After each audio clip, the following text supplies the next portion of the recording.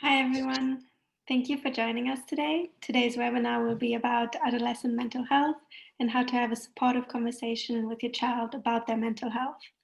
My name is Elisa Macris, and I'm a business psychologist at Thrive. And today with me, I have Johanna Schulze. Hi, Johanna. Hi everyone. My name is Johanna and I'm also a business psychologist as Elisa is. And I'm glad that so many of you are here today with us. And I hope we make this session as engaging as possible for you and interesting as possible. Thanks, Johanna. So this webinar will be interactive. We will be asking you some questions throughout using the polls. So please feel free to use the chat box and the Q&A box to write any questions and comments you might have. We will have a 15-minute Q&A session at the end. Also, just so you are aware, this webinar is recorded and a link of the recording will be sent to you at the end. So the topics that we will be covering today will be the importance of parental support, mental health in adolescence and why it is such a critical time for mental health and for development, monitoring their mental health and when you should worry, having a conversation with your child, questions that you could ask them, risk assessment, and then lastly, we'll be touching on boundaries and trust. So to begin with, why is parental support important for a child's mental health? Parental support can bring about a range of positive outcomes. For example, research has found that parental support is linked with improved sleep quality and sleep quantity. Sleep is a vital part of our well-being as it helps us to learn as well as recharge and recover from our day-to-day activities. It also boosts our immunity.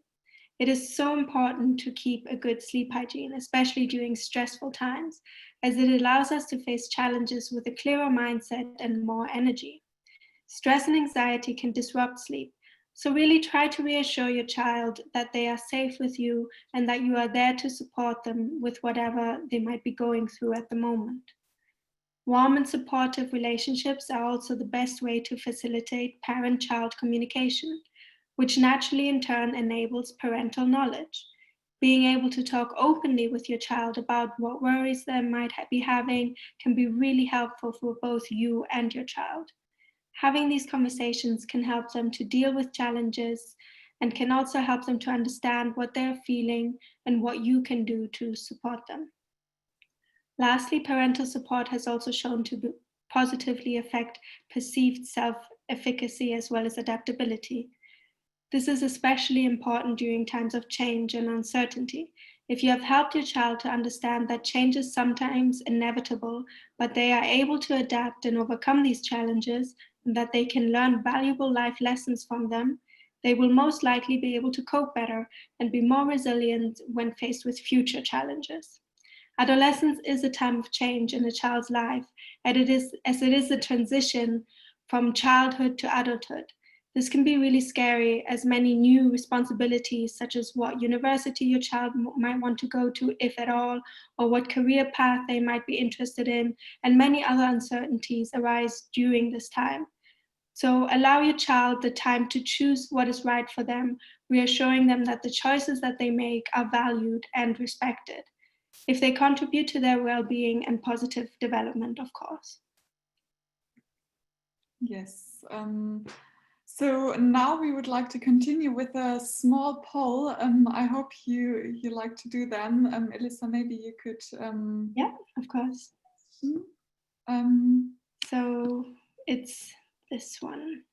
Yes, brilliant. So the question is, why is adolescence such a critical period? And maybe you can choose one option why you think that is. Just give you a few moments to choose one option.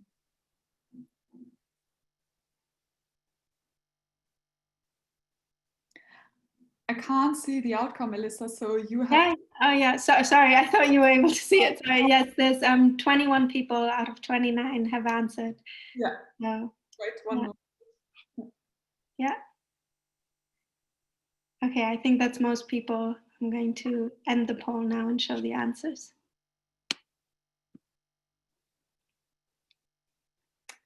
Okay, great. Yeah, most of you actually picked the right answer, so well done. you probably all know why this is such a critical period. So yeah, well done. That's nice to see.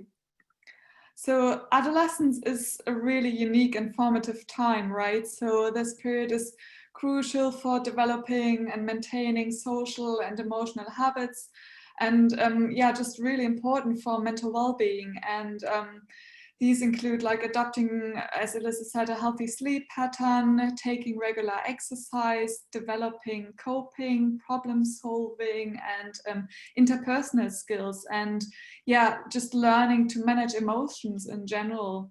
So this period is critical to strengthen children's capacity to regulate their emotions, enhance them to seek alternatives to, for example, risk-taking behavior, building resilience into how to manage difficult situations or stress and adversities, and promote supportive social environments and social networks.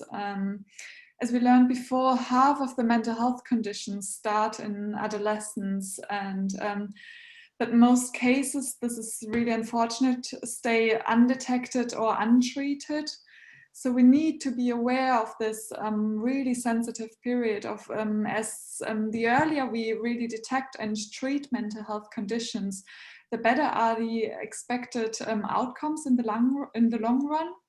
So, for example, emotional disorders, eating disorders, or childhood behavioral disorders like ADHD and psychosis usually really onset in adolescence. So this is why it's so critical to step in early and detect them as early as possible, because like the consequences of not addressing mental health conditions really extend to adulthood and impairing both yeah, children's or like adults' physical and mental health, and also limit their opportunities to lead fulfilling lives as adults later on. So there are multiple factors determine mental health outcomes. So obviously, the more risk factors adolescents are exposed to, the greater the potential impact of their mental health. Factors, for example, that kind of contribute to stress during adolescence could include, for example, the desire for greater autonomy, the pressure to conform with peers, or difficulties with their own identity. This is a really big issue, and low self-esteem, or just the exploration of sexual identity, and technology exposure as well. And there are various other things which I didn't mention now, but just wanted to give you a few examples. Other important factors are obviously the quality of their home life and the relationships with their peers. So this is really important.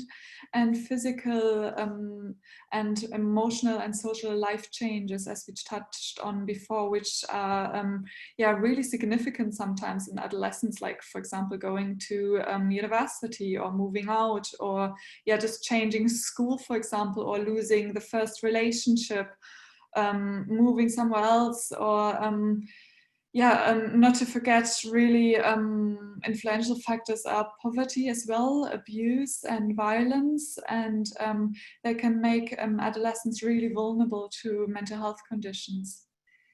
So some adolescents are at greater risk of mental health conditions due to their living conditions, the stigma they're exposed to, discrimination or exclusion, or just the lack of access to support and services.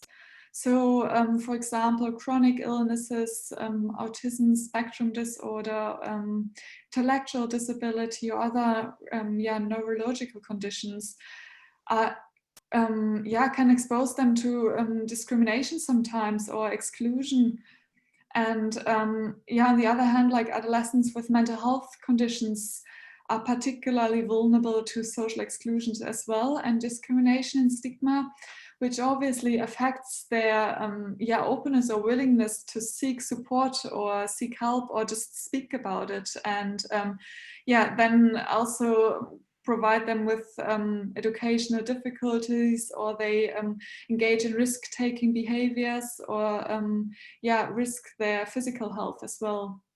So many risk-taking behaviors for health, such as, for example, substance abuse or sexual risk-taking start in adolescence, and some children harm themselves as they struggle with just intolerable distress or hopelessness, isolation. They don't have anyone to talk about it, or no one listens to them, a feeling of powerlessness.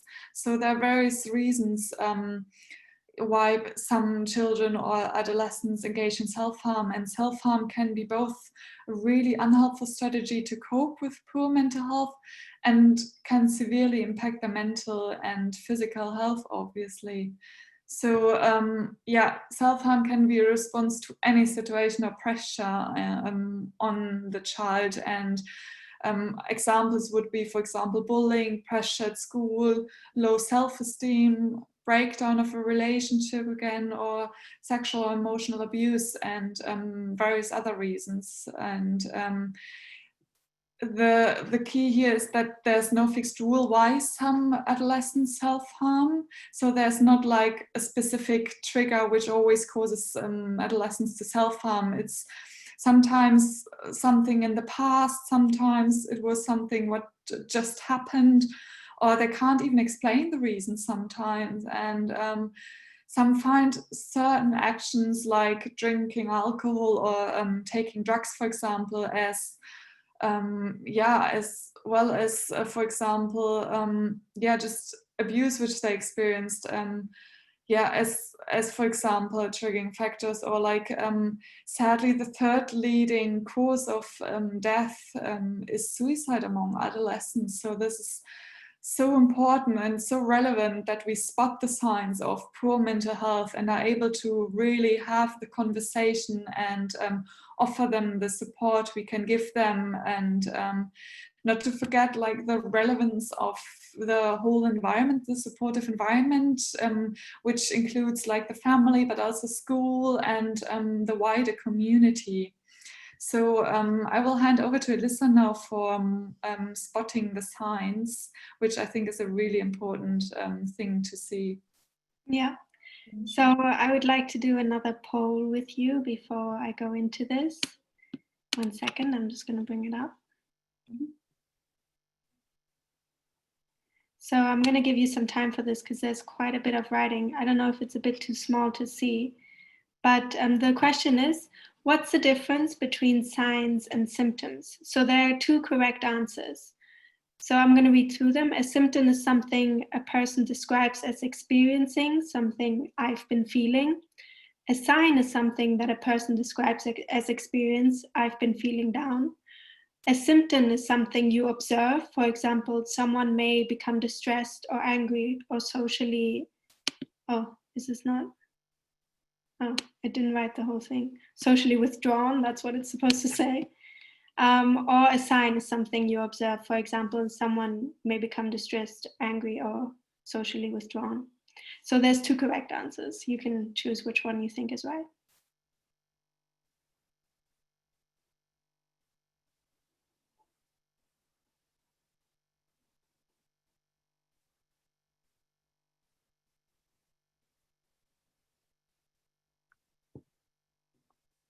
I'm going to wait for a couple more. 19 people have answered. Okay. Just a couple more. Okay. I'm going to end the poll here.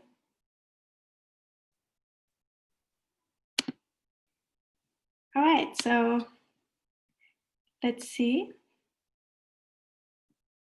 So yeah, I mean, the correct answers is that a symptom is something a person describes as feeling. For example, I've been feeling down. And 77% of you have said that is correct. And a sign is something that you observe. And 82% of you chose that answer, which is correct as well. So you're all on the right track. You already know what's going on and the difference between signs and symptoms, which is amazing. I'm just going to share those results because I didn't share them there. So yeah. So yeah, we went through the answers. Signs of a mental health conditions can, of course, present as psychological, such as having anxiety, feeling distressed, tearfulness, and etc. Or physical, such as tiredness, headaches, change in appetite, and more, as well as behavioral, for example, irritability, anger, or aggression. This is why there's these lists, and all of them are quite extensive, and everyone experiences this uniquely. The way in which mental health conditions present is unique to each individual. This is why there's a range of signs to look out for. However, before worrying about this and over analyzing all of the signs that you are spotting, it's important to have a conversation with your child to also get a better understanding of the symptoms that they might be experiencing and if they do need any extra support. So it's really a mix of both looking out for the signs and asking the child about the symptoms of what they're feeling. So Johanna will now talk about how to have a mindful conversation with your child. She will give some examples and tips on how to get the conversation started and what some important questions might be.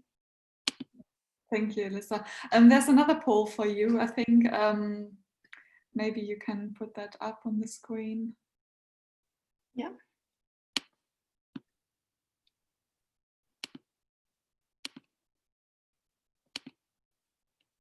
Yeah. So yeah, we're just curious to know like how many of you ever had a conversation about mental health with your child before. So yeah, it's just interesting to see, I guess, and see where we are right now. Yeah, most people have answered. Just waiting for a couple of more.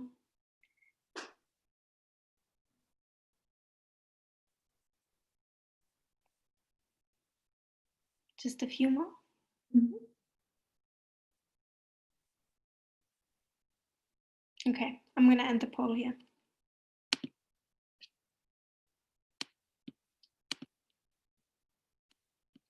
Yeah, okay, so most of you had a conversation with your child already, but if you haven't, so I guess it's really good here to kind of give you some tips on how to seek conversation if you never had it, but also like, as we will repeat over and over again, like having this conversation as a norm, so not only once, but as a kind of like regular conversation as often as possible. So yeah, hopefully these tips I provide will help you a bit more. So having a conversation about mental health with your child might seem maybe a bit daunting at first. So there are just a few points which might help you to really start this conversation. The first tip would be to be genuine. So adolescents can see right through us or an adult who is faking it. So if you're feeling uncomfortable in a discussion with your young person, just admit it and say something like, for example, this is hard for me too, or this is hard for me to talk about, so I totally understand if it's difficult for you too. So just, yeah, being transparent in how you feel about this conversation will make your child feel more comfortable. And it's important not to make any assumptions. So your child will not want you, for example, to decide for them how they're feeling and why they are feeling this way or the other way. And yeah, the best thing is to ask open-ended questions which give them the space to answer them in a way they feel about, for example, the situation or their emotions. So yeah, don't make any assumptions about their situation or the feeling they might have, and really try to acknowledge the feelings as well. So not minimizing or downplaying how a young person may be feeling in the moment. So they feel it their way, and it might be really intense for them, even though it sounds not as, for example, relevant for you. So try to listen to your child and really not judge. If you start including like your own opinion about the situation or their response, they might start getting a bit defensive. as you, for example, hit a nerve or have a completely wrong interpretation of how they're feeling or how the situation felt for them. So so it's the best to practice active listening, where you would respond, for example, by nodding or asking your child to explain something further or ask clarifying questions. Encourage them really more to reflect and help them also to come to their own conclusions. So don't draw any conclusions for them. So reassure your child that that you're there to support them, and that they don't have to go through whatever it is that might be worrying them alone. So let your young person really know that that there's support for everything, and that there's treatment available if they need, and that you can work through them and through the options together. So really become kind of like a young person's ongoing support system, and check with them frequently in to kind of see how they're doing. And this is what I said before, making it as a norm, and remind them over and over again that you care about them as well. So talk with them about what information, for example, can be shared. This is really important as well, and what you would prefer to, what they would prefer to remain private. So having this conversation and clarity, what stays private, what needs to be shared, maybe being open about that as well. So really letting them know that you may want to share it with your partner, for example, but I will come back to that later, in trust and boundaries. So really give your child time to talk about whatever they feel comfortable with opening up, and it might be difficult, but try not to get upset and remain calm while talking to them, even if this is a really emotional topic for you, for example. So this will allow your child to feel comfortable with opening up, and reassure your child that you are able to support them, as I said before. So I think it's also really relevant that we appreciate what they share with you, no matter how small it is. So even if it's just a really small thing for the day, just accept it and acknowledge it. And it can take courage for a young person to talk about what they are feeling, or maybe they even don't know in the moment how to express it. And especially if they don't understand it, as I said, understand their emotions themselves. So where you have a conversation about mental health or substance use could make you or your child more comfortable. So think about that, where that would be. Maybe take him or her or even them out to dinner, while which might help to kind of open up the conversation. Or some adults find it easier to talk to a young person while doing another activity, for example, driving a car, playing a board game, or going for a walk together. So sometimes talking during an activity that requires little eye contact can make the conversation a bit more comfortable. But I really want to express here that be sensitive to not undervalue your child's feeling and well-being. So if you feel like, for example, driving a car is not a suitable place for this topic, then be sensitive to that and figure out what works best for everyone, I would say here. And also be prepared for rejection. So they might not want to talk to you when you, for example, have time or feel that you want to talk about it right now. So don't feel rejected, but just try another time and don't give up on that.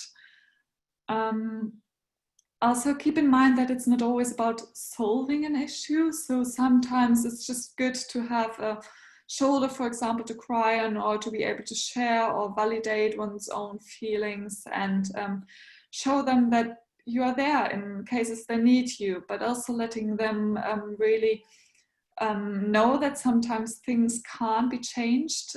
So having this more changeable, healthy perspective can help here, and help them to learn to accept and adapt to how the situation is right now.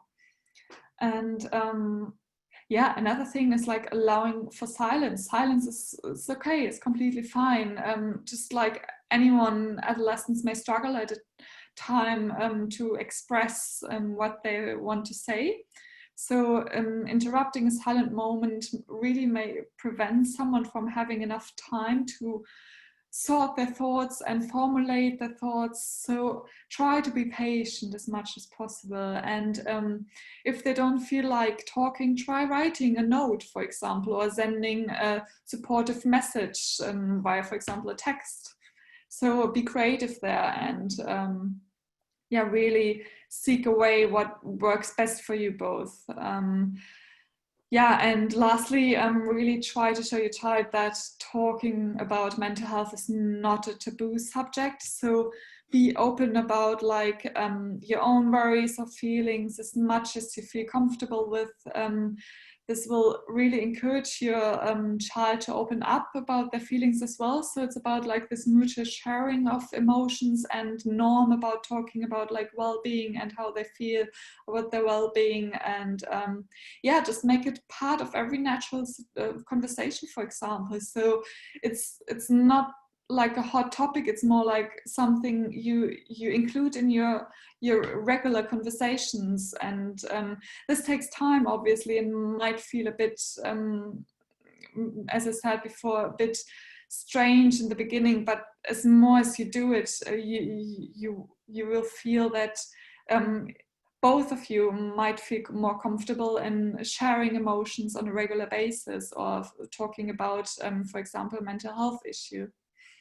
So questions you could ask, for example, help them understand why you're concerned. So talk about what you have noticed, for example, or how they talk, or how they interact with others, or what they have been doing differently lately. So ask questions that really help them to learn more about how they feel and when they feel, for example, this way. So what's the trigger maybe, and what might help them to feel better, or what makes it worse.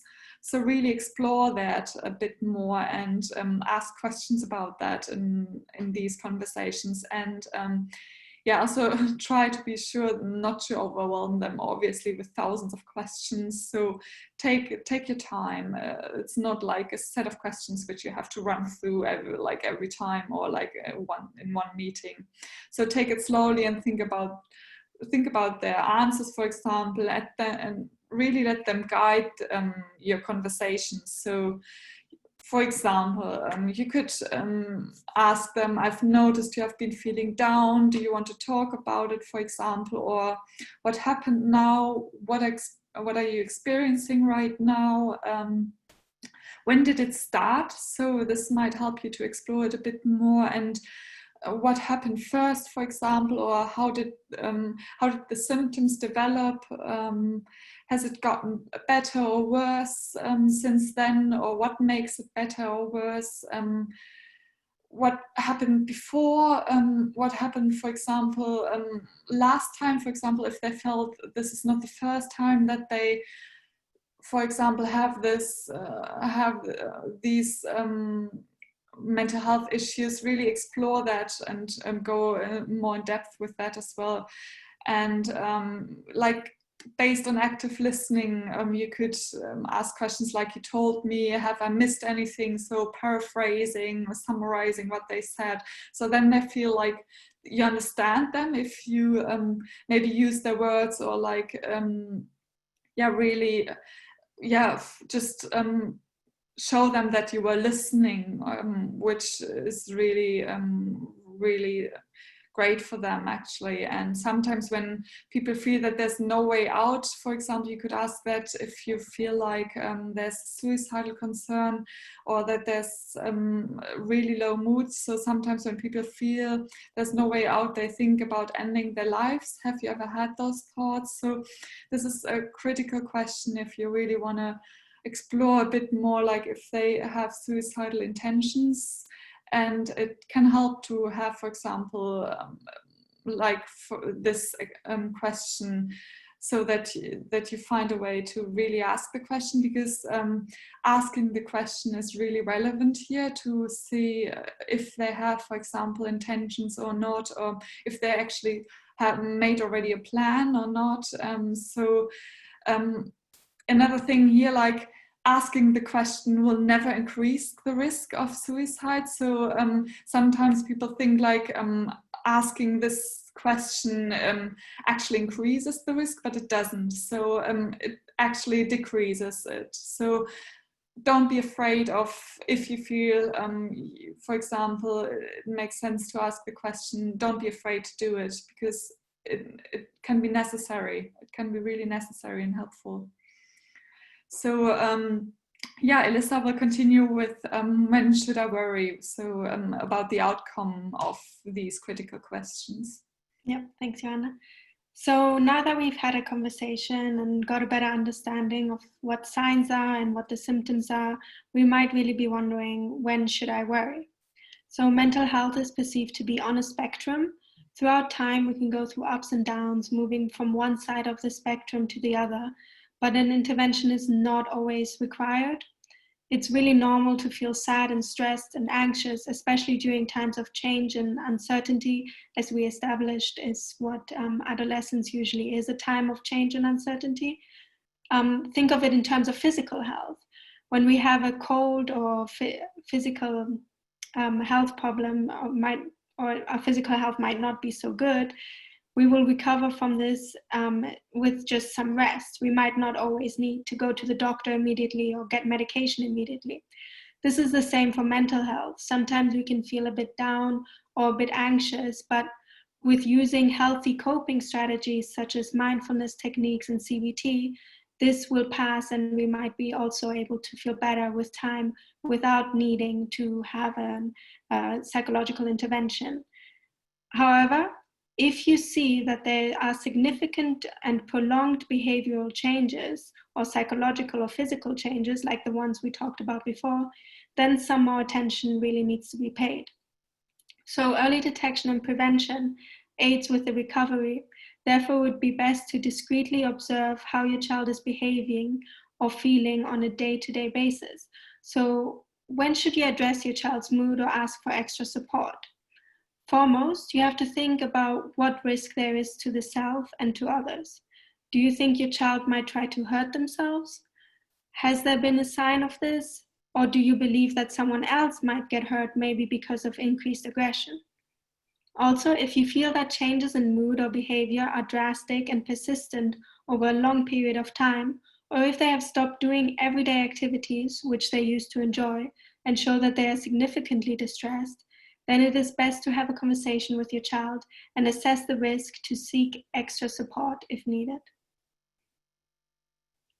So depending on the risk, you will take different actions.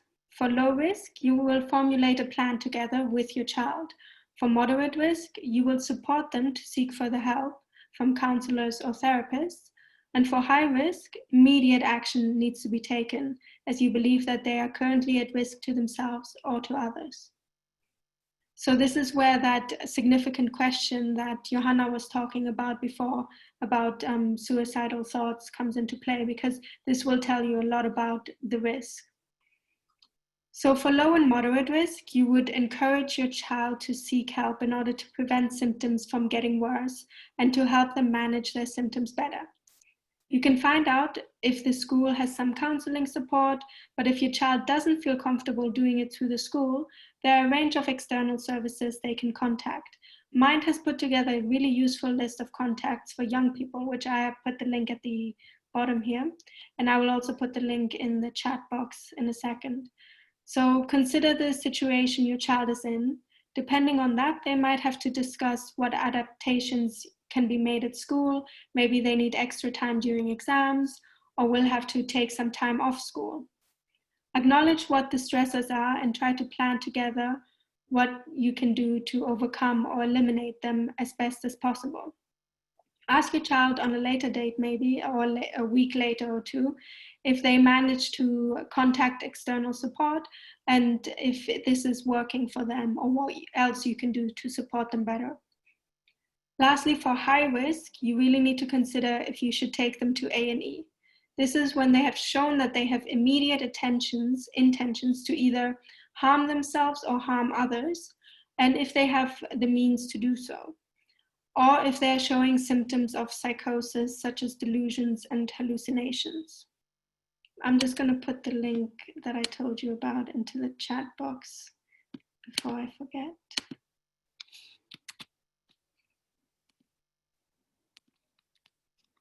Here we go.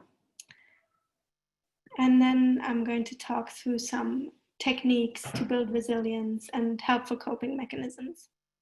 So, mental health promotion and prevention aims to strengthen a person's ability to regulate emotions and replace unhealthy coping strategies such as risk-taking behaviors with healthy ones to build resilience when faced with stressful situations and promote supportive social environments and social networks.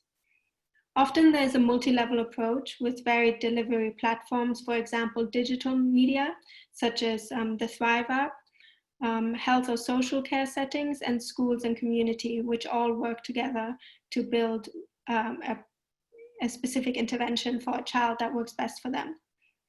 I will talk a bit about some psychological coping strategies which your child could learn in order to build resilience and feel more able to deal with stressful situations. So to begin, I would like to ask you all a question again. So this poll will be about mindfulness techniques. Let me just bring it up.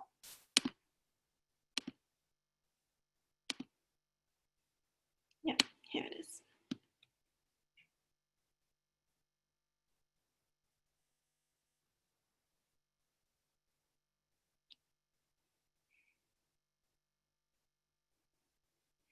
Yeah, we have 50% of answer. Yeah, slowly getting there. Yes. A few more. Okay, then I'm going to end the poll here.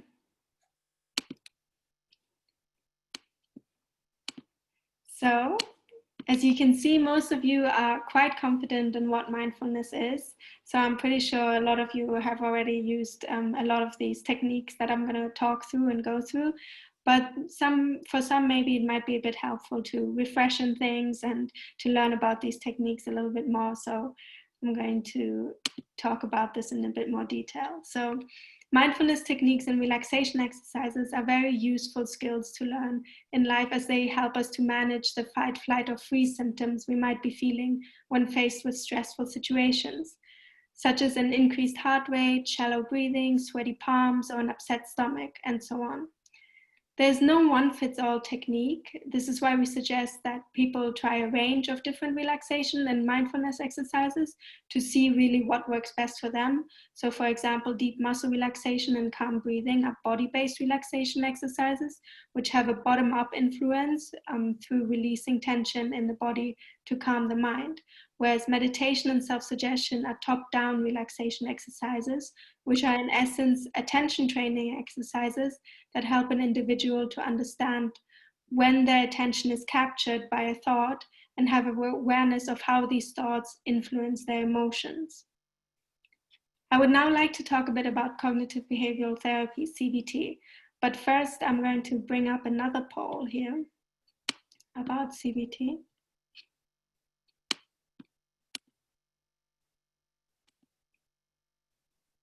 There we go.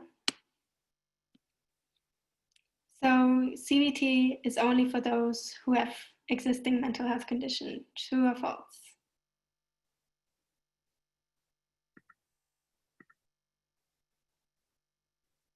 Just a couple more answers.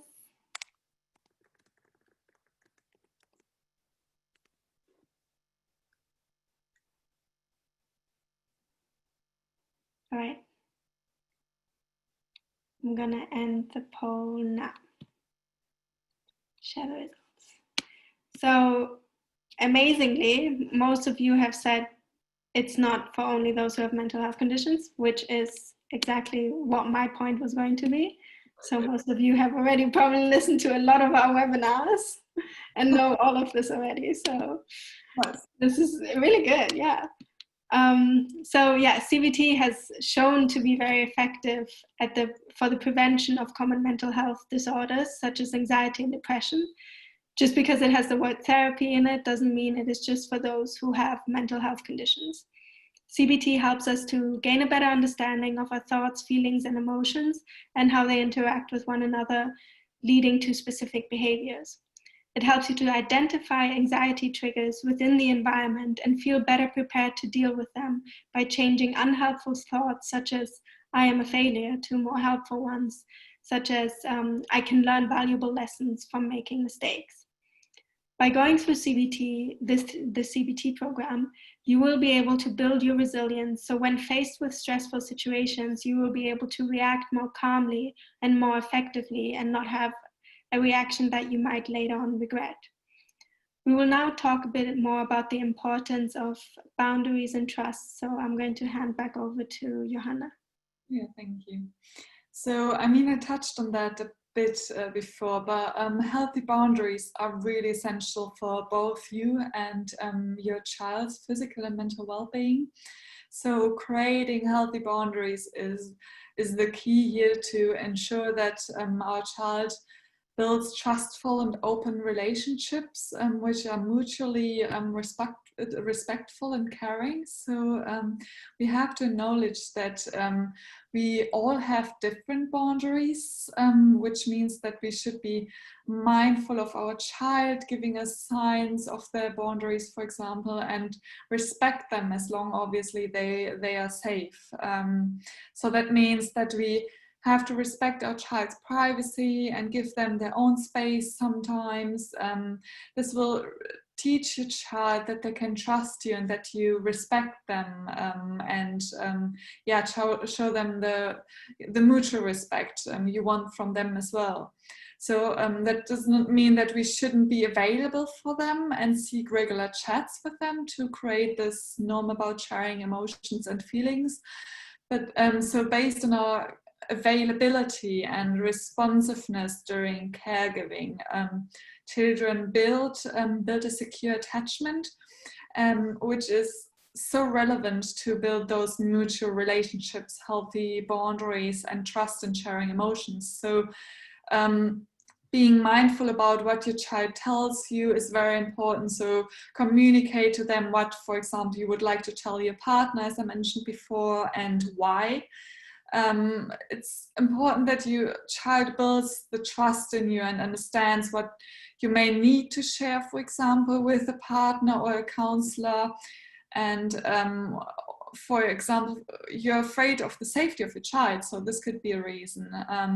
It's a case by case, so there's no rule when you should, for example, share something or not.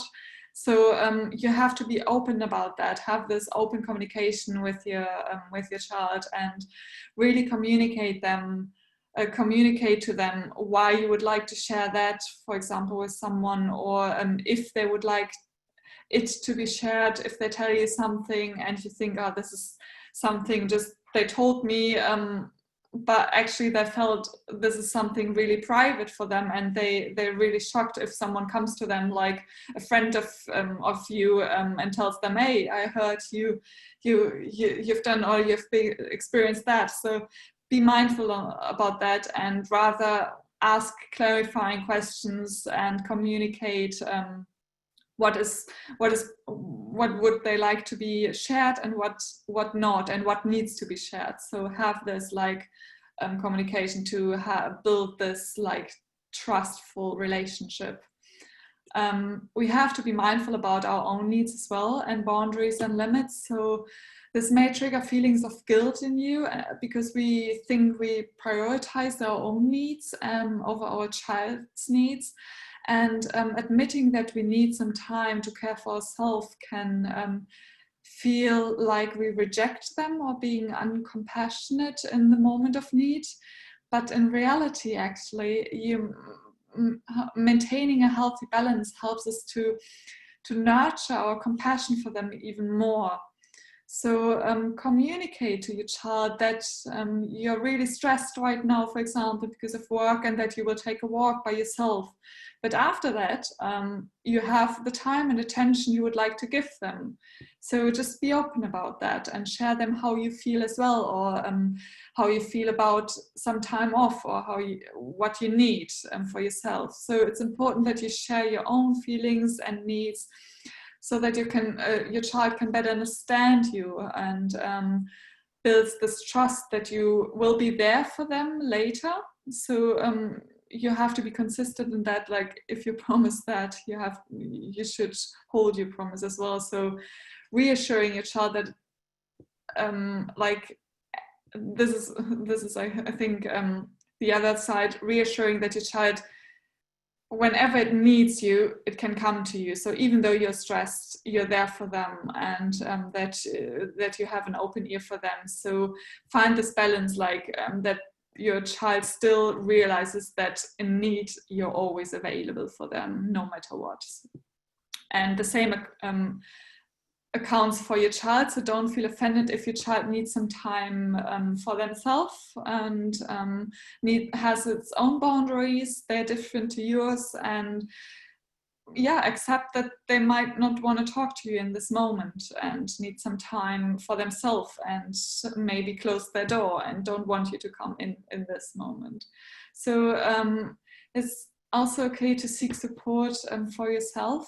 So if you feel that you have reached your limit, for example, and that you don't know anymore how to support your child, don't hesitate to seek advice. So you don't betray your child if you seek external support and share your feelings with people who might face, for example, similar feelings or issues, or have or with someone who has a more professional advice for you.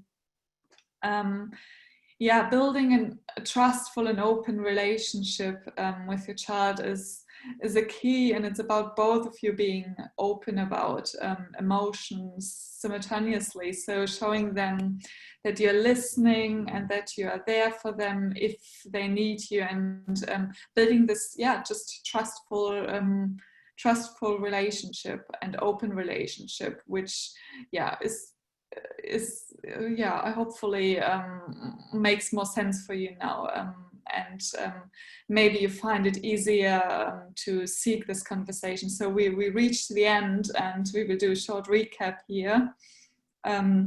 Maybe Alyssa, you want to take over and summarize what we've done. Yeah, brilliant. So we talked about the importance of parental support, so it can improve sleep quality and sleep quantity, which is really important for both physical and mental health, as sleep is such a vital part of dealing with day-to-day stressors. It also helps with parent-child communication and parental support and knowledge, so as well as building self-efficacy and adaptability to stressful situations, as the parent is able to let the child know that sometimes changes happen, and we can adapt to them and we can learn from them.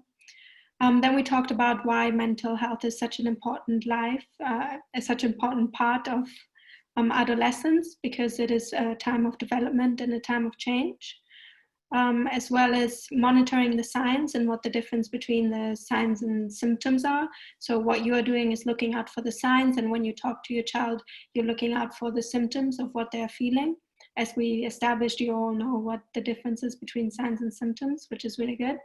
So then we talked about having a mindful conversation, and some tips about open-ended questions and being genuine and not making your own assumptions, and having the time to talk to your child, leaving them the time to formulate their sentences, having those silences and not feeling uncomfortable with them. Even doing some activities like going for a walk together, which might help the both of you.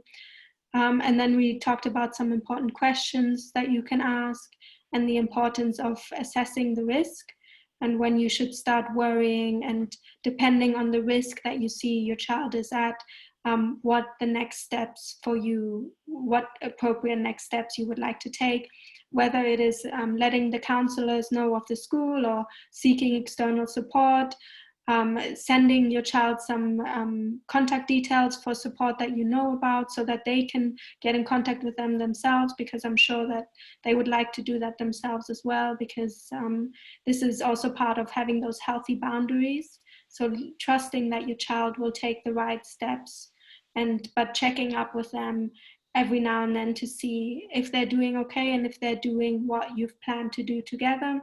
And then those techniques such as CBT and relaxation exercises, which are there for helping to build resilience and coping with stressful situations on a day-to-day basis. And lastly, we talked about boundaries and trust. So yeah, this brings us on to the questions. If anyone has any questions, please feel free to put it in the Q&A box. I think that somebody raised their hand. It was Marie Connor. So I'm going to allow you to talk. Would you like to talk? Say something?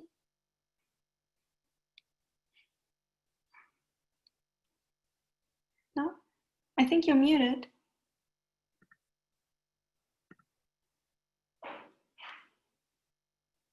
Okay. Maybe not. If you have a question, I'm happy to unmute you again. Just let us know, raise your hand again, or... okay, she was just saying hi. Oh, okay, sorry. That's fine. Okay, it's fine.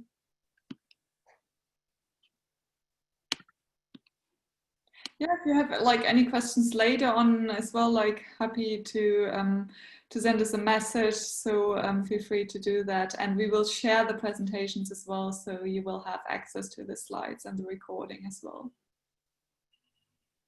Yeah.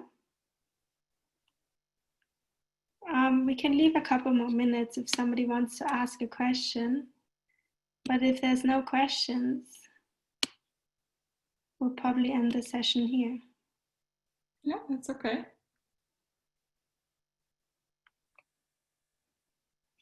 All right.